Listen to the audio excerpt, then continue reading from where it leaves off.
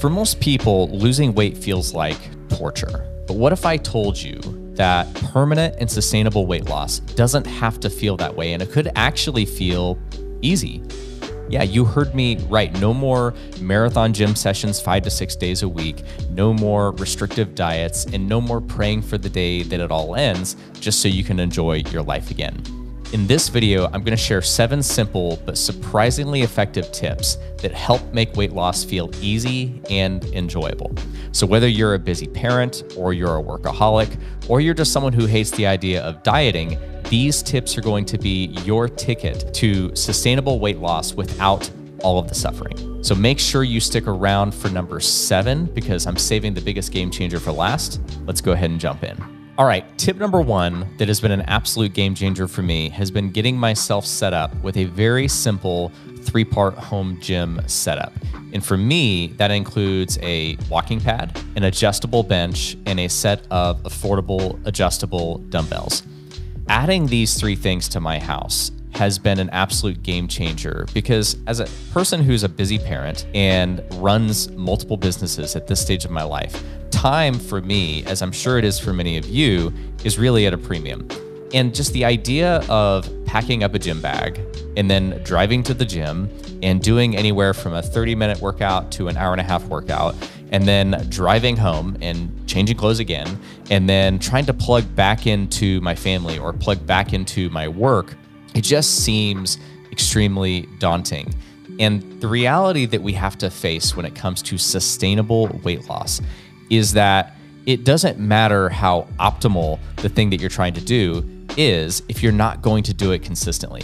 Like going to the gym and having all of the bells and whistles that are available to you at the gym might be the most optimal thing. It gives you the most options for sure when it comes to strength training, etc. But the reality is if you're not going to really take the time to drive to the gym and to do all of that because it just feels too overwhelming for you, then it's useless, right? So having these options at home has really allowed me to keep up with hitting an 8,000 to 10,000 step goal every day. It's really made it almost feel easy. And it's also allowed me to start really making sure that I get frequent, consistent strength training workouts in from the comfort of my home. In the past, I struggled to get 5,000 steps a day because I was always sitting here working at my computer all day long, and I didn't want to get up and go walk. I didn't want to drive to the gym to do steps. I had things that were higher priority to me, and so getting that activity in was really a struggle. But now that I've added the walking pad, I can very easily just make sure that, 45 minutes to 60 minutes a day of my Zoom calls or my computer work, I just do that while I'm on the walking pad. And boom, just like that, if I can get 45 to 60 minutes on the walking pad while I'm working, it's almost guaranteed that I'm going to hit 8,000 to 10,000 steps every single day.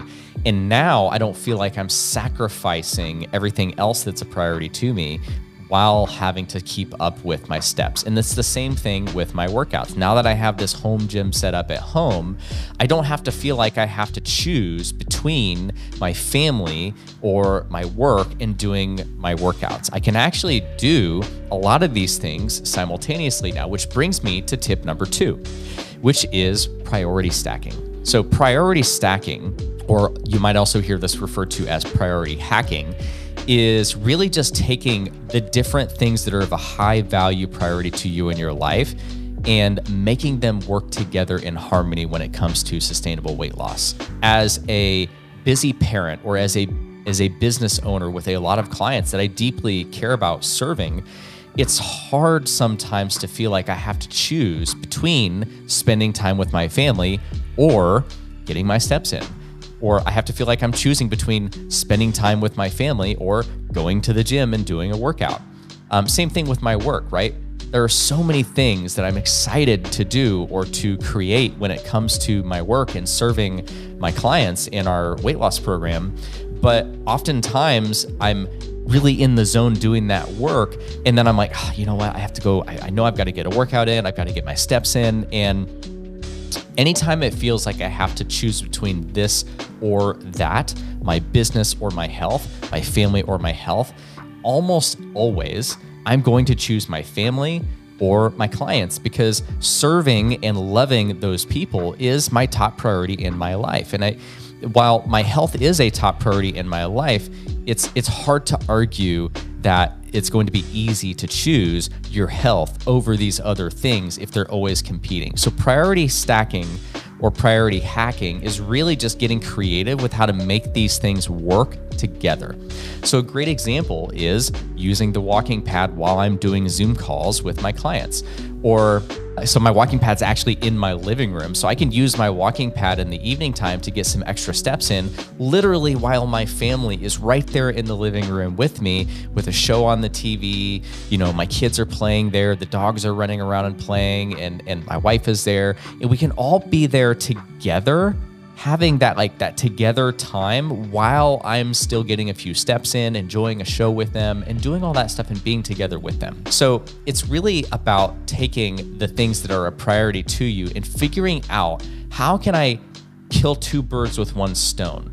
How can I make it more of a this and that versus a this or that mentality? And I do this some nights with my workouts too. Some nights I'll be there, lifting weights, doing a chest workout or doing a shoulder workout while my family is all right there in the room with me. And sometimes they even join in with me, and it's this cool, fun thing that we get to all experience together.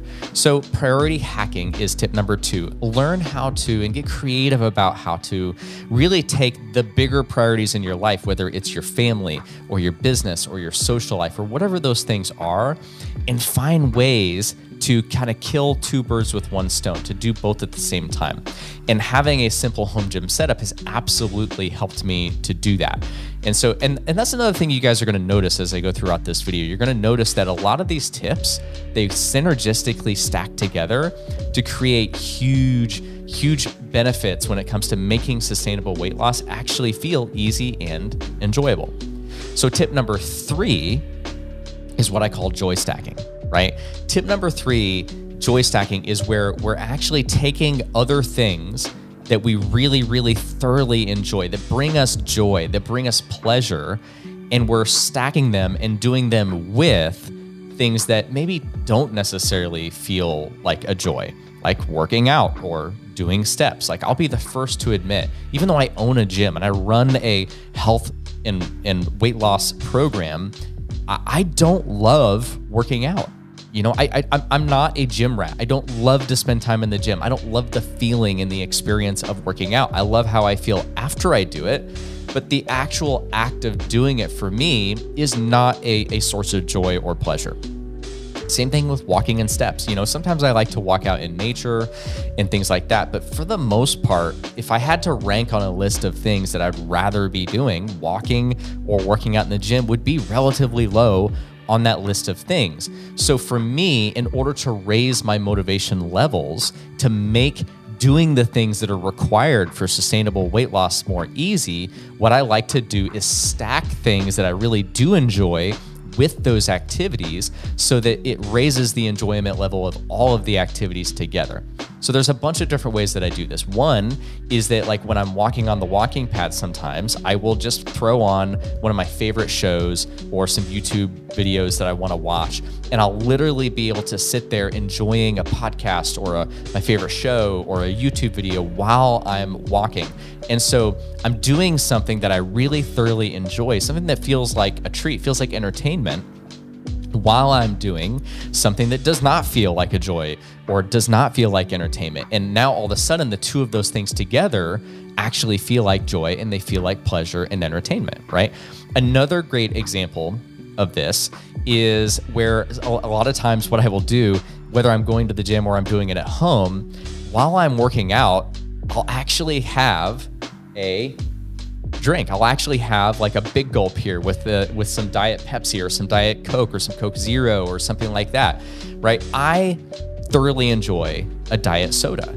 And so for me to have a treat, like a nice sweet treat like a Diet Coke or a Coke Zero or a Diet Pepsi while I'm doing a strength training workout, it raises the entire enjoyment level of the experience of doing that workout when I have that versus just drinking, some plain old water or something like that. And so it's really all about finding any way that you can take things that you actually do really thoroughly enjoy and stacking them on top of and doing them with activities that you don't necessarily thoroughly enjoy, so that you raise the enjoyment level of all of those things together. And the cumulative effect of doing just these first 3 tips, right? Having a home gym setup with a walking pad, an adjustable bench, and some dumbbells, stacking things that you like to do while doing those things, like spending time with your family, or having a diet soda while you're doing it, or watching your favorite show while you're doing it, and then priority hacking and doing, combining family time with these activities, or combining work time with these activities. Now you're starting to see how these things really synergistically work together to start to make sustainable weight loss and the activities that we have to do to achieve sustainable weight loss and health actually not feel like a chore anymore. Now they're actually starting to feel efficient. They're starting to feel enjoyable, pleasurable, and they're not competing with the other priorities in our life. So absolute game changer, especially as we start to stack some of these different things. Tip number 4 for me has been reducing friction. And you can actually look at a lot of the things that I've already shown you here to see examples of what reducing friction means, right? Like I talked about earlier, how, the idea of packing up a gym bag and driving all the way to the gym and then doing a workout and then driving all the way home and then unpacking and changing my clothes and then trying to plug back into work or plug back into family, that all feels overwhelming and very inefficient with my time. And what that means is I'm probably just not going to do it because there's too much friction. Reducing friction means just looking creatively at the activities and the habits that we want to do to sustainably lose weight, and finding ways to just reduce the friction to make them feel way more attainable. Getting that home gym set up with the walking pad, the adjustable bench, and the dumbbells reduced the friction incredibly, because now I don't have to drive to the gym. I can literally just walk across the room and jump on the walking pad, or I can literally just walk across the room and grab my dumbbells and go to work, right? I reduced the friction. Another way, this is kind of a funny way that I reduce friction, and a lot of people look at me funny when I do this. Whether I'm working out in the gym or I'm working out at home, I will actually literally work out in street clothes, right? It's not uncommon for you to see me at the gym or at home working out in jeans and a t-shirt. And a lot of people are like, why do you work out in jeans and a t-shirt? Well, number 1, jeans are pretty stretchy these days. So they're still pretty comfortable to work out in. But number 2, time efficiency to me is so important. So the idea of having to change my clothes and then go work out and then get done working out and then have to change my clothes again is too much friction. So for me, I reduce the friction by just working out in street clothes. And I'm lucky I can get away with that because I don't sweat a whole lot when I work out, right? Even when I really push myself, I have to be super hot in order to get sweaty when I'm working out. But other than that, I just don't sweat much. So for me, I'm able to get away with that. Others, you may not be able to, and that's just an example, right? It's just one example of reducing friction. The last way that I really like to reduce friction, especially when it comes to strength training, is instead of doing hour-long or 45-minute long or hour-and-a-half-minute long workouts, what I actually do is I do what are called very short, no excuses workouts, right? So I have a bunch of super short workouts, short but intense, 15 to 20 minute workouts, and I'll just do and bang out those workouts right there in my living room with my dumbbells and my bench. And instead of me doing a super long workout 2, 3, 4 times a week that feels really disruptive, I'm just doing a lot, like maybe every single day, I'll do a 15 to 20 minute workout that feels very minimally invasive to my day, but I feel great doing it every day, but it's so short and yet so intense. It gets the job done. I get the results, but it's super efficient and it's very low friction. So just reducing the length of your workouts, making them and bringing them closer to home can be a huge game changer. So that's tip number 4. Look for ways to reduce friction. Tip number 5 for me, that has been something I've been doing for years and has been an absolute game changer. I can't really imagine a time in my life that I will not do this, and that is intermittent fasting. For the most part, every day, I do what's called 16-8 intermittent fasting, where I tend to skip breakfast and any morning snacks, and I tend to eat between lunch and dinner. So a typical day for me, I eat lunch And then a lot of days I'll have a small snack between lunch and dinner. And then I have dinner. And then a lot of days I will have an evening time snack right at bedtime before I go to bed. And that's a typical day of eating for me. And intermittent fasting for me has done a lot of amazing things. For one, it's reduced friction because I don't have to think about breakfast. I don't have to think about snacks. I don't have to think about food at all in the early part of the day. I just have a hydration cocktail or two. I have some coffee with some premier protein in it. And a lot of people out there on the internet are going to say, but Matt, you're not fasting because you took in calories with your premier protein shake. And I'm going to tell you from a calorie perspective, I have greatly minimized my calories in the first part of the day. So that is still fasting, right? Fasting does not have to be 0 calorie. It can just be less calories, right? Little tip there. But again, I'll get into that in another video when it comes to intermittent fasting. But seriously, just not having to think about food in the first half of the day is awesome.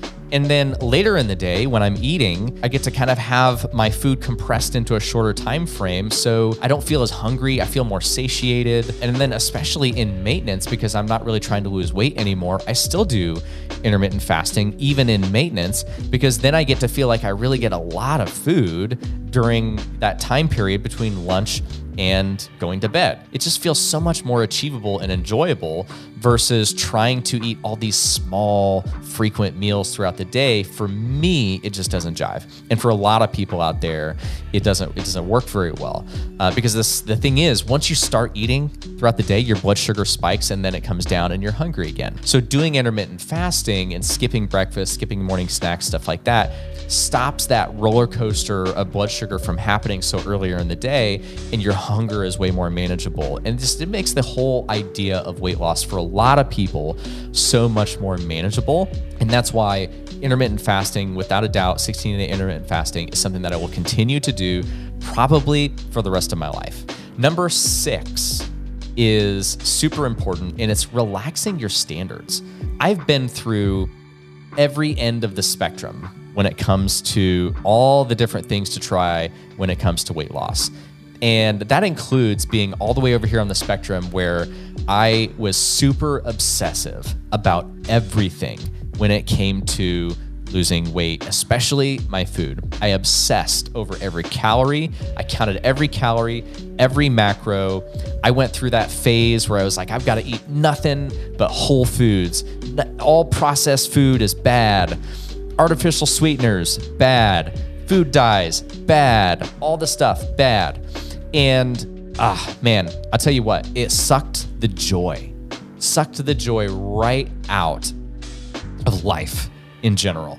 You can't have a social life. You really struggle to have any form of enjoyment. And it takes the sustainability right out of weight loss. And so for me, relaxing those standards and obsessing less over the perfection of the quality of the foods that I'm eating and focusing more on things like enjoyment has been an absolute game changer for me. And it's been way less fatiguing. I don't get burnt out thinking about counting calories and macros. In our weight loss programs, we don't even teach people how to count calories and macros. We teach people from day one how to lose weight without counting calories and macros while loving their food, right? Which sounds way more sustainable than counting every calorie and macro for the rest of your life. By not stressing out about artificial sweeteners or having processed foods or food dyes or trying to make myself only eat a whole foods diet or avoid all dairy or avoid this, avoid that, has made things way more sustainable, way less restrictive, and way less fatiguing on my mental and my emotional state. And so I highly recommend, if you're really trying to pursue like true sustainable weight loss, it's probably not going to be possible for 9 out of 10 people unless you relax some of these standards. And this brings me to number 7, which is the biggest game changer absolutely of them all. And it's just simply to prioritize enjoyment and variety when it comes to the lifestyle that you're building for sustainable weight loss. Everybody out there has started to try to lose weight and has jumped on the bandwagon with something restrictive. Like I said, going whole foods only, blah, blah, blah, blah, blah, counting calories and macros, blah, blah, blah, blah, blah, cutting out all your carbs, cutting out all your fats, cutting out all the stuff, right? You suck all the enjoyment right out of it. And the reality is, if you don't thoroughly enjoy the food that you're eating every single day to lose weight, you sure as heck know you are not going to continue doing that for the rest of your life. And the reality, the harsh reality of sustainable weight loss is that it's a calories in, calories out game. And anything you do to put yourself into a calories in, calories out equation where you're losing weight, the moment you stop doing that thing, the equation changes. And that's why so many people gain their weight back. And most people never even get to their goal weight because they get so burnt out because they hate what they're doing before they even get to their goal weight that they fall off the wagon and they gain all the weight back and more. For a very small percentage of people who force themselves to do these non-enjoyable things to get all the way to their goal weight and they actually get there, less than 10% of those people keep their weight off. And they ultimately gain it back because they don't enjoy it. And it's not even just that they don't enjoy it, but the people around them don't enjoy it. If you are a parent and you live in a house with a family, or you have any friends or any social life whatsoever, you've got to be able to go out and to live life, to enjoy life with other people and to enjoy food with other people. And that includes the day-to-day food that you eat to lose weight and going out and being social in restaurants and all of that stuff. And so prioritizing how and learning how to bring in a lot of enjoyment and variety into in particular your food, but also your fitness activities as well, is absolutely crucial. It is the most crucial thing that you could ever possibly do when it comes to sustainable weight loss, because I'm here to tell you, you could do everything else on this list, but if you don't focus on finding things that you like to eat and finding activities that you like to do and making them joyful and pleasurable and enjoyable, you will not stick with it. And if you don't stick with it, you will not keep the results. So this is exactly why in our program, we created our cookbook, right? As of today, we have about 150 different recipes in our cookbook. And every single one of those recipes, every time I show them to clients, they look at those recipes and they're like, are you serious? Like, I can eat these foods? We've got like chicken Parmesan subs and pizzas and pastas and chilies and biscuits and gravy and all this stuff in our cookbook. And people are like, how? Like, how is this a thing? And it's all just using the right products. And we teach all of that stuff in our courses and we teach you how to do all that stuff in our cookbook as well. But like, it's all just about adding and finding recipes and foods and products and things that get you the results that you want, but do you actually enjoy the experience of eating them to the point that you're like, I look forward to eating this food. Like, I'm thinking about that next meal because those chicken parm subs were amazing. Or I'm looking forward to breakfast for dinner because that biscuits and gravy recipe is fire. Or having a party and making a recipe that is actually like super high protein and low calorie and it tastes amazing, and all the people at the party just eat it up.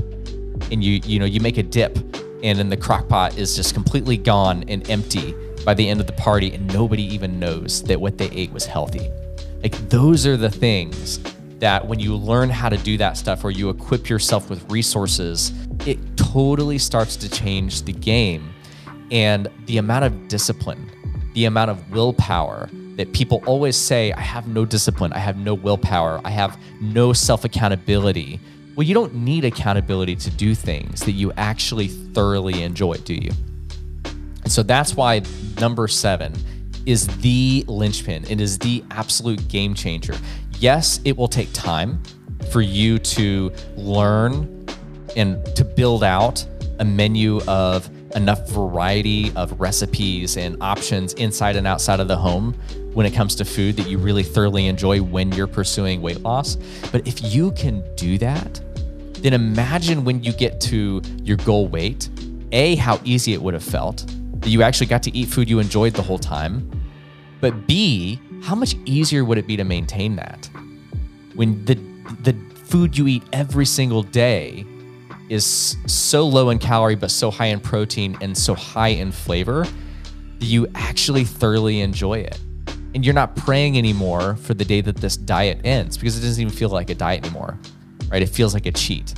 And so that is why number 7 is such an absolute game changer. So I hope these tips have been helpful. I hope if nothing else, these tips have really been able to give you guys a total mindset shift, in a trajectory shift in the way that you are approaching trying to lose weight, and that you stop thinking in terms of short-term results and you start really thinking in terms of, what do I need to do to build a lifestyle that I could live for a lifetime?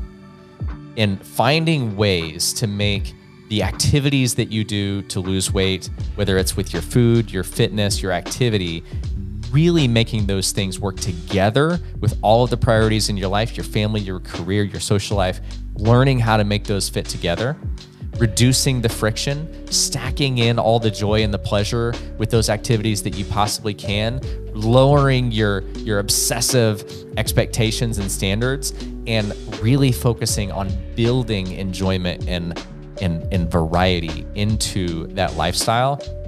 And I'm telling you guys, if you pursue these things, you will get where you want to be, and you won't even think about how hard it's going to be to stay there, because you're going to end up with a lifestyle that you actually enjoy.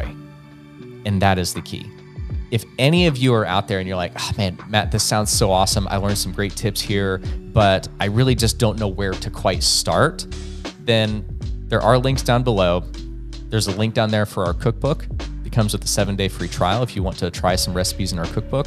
There is a link down below to apply for coaching. We have several different coaching programs that you can look at. Feel free to apply for coaching. There's even a free mini course down below that you can get access to that has a bunch of free educational modules. It has a bunch of free recipes. It has a bunch of recordings, call recordings from our program. Guys, dive into those resources. They come with a free trial, all that good stuff. Take them, leave them, whatever. They're there for you if you need them. We're always here to give you guys help if you need it. And we're going to continue to put out videos like this to try to share as much helpful tips and as much knowledge as we possibly can for all of you out there to help make your lives simpler, healthier, and happier, and to make this a sustainable thing for you. If you got any value out of this, hit the subscribe button, hit the like button on this video. It really helps the algorithm. It really helps us to be able to continue to make videos like this. So that is it for today. I love all of you. I'll see you guys in the next video. Bye-bye.